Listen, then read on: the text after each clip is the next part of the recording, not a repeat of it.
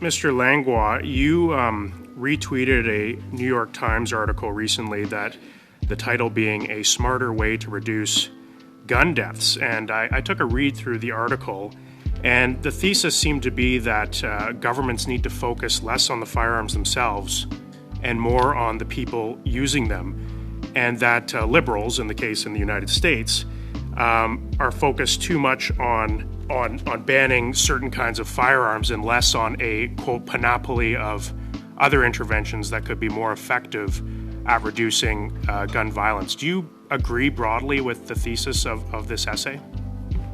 Thank you for the question. Yes.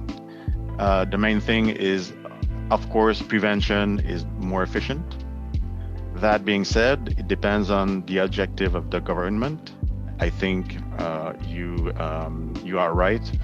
We have to, as a society, address the causes of violence in Canadian cities and, issues of mental health and those issues. I agree.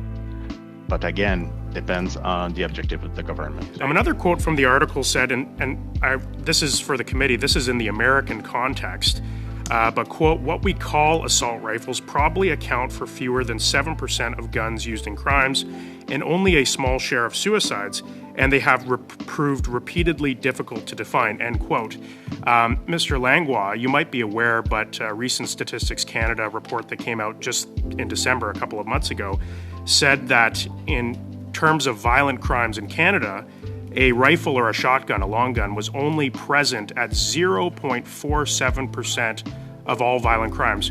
Would you agree that long guns in the Canadian context are far less involved in violent crimes than the American context, and that they form such a small minority of crimes committed in Canada that they're present at? Thank you again for the question. I think you are right. Long guns are not usually used to commit crime. But again, it depends what the government wants to do. If a government were trying to, create as much political blowback as possible, would that government go after hunting guns and long guns? Like, is that something that you would agree would create the most political division in a country? Well, I think you're the politicians. I'm not. So I'm giving you my opinion on how we should categorize the weapons. Of course, I think a lot of people will not be happy. You're an expert in American gun culture. You know, we've had some witnesses that say, if we don't pass these amendments, we're going to become just like the United States.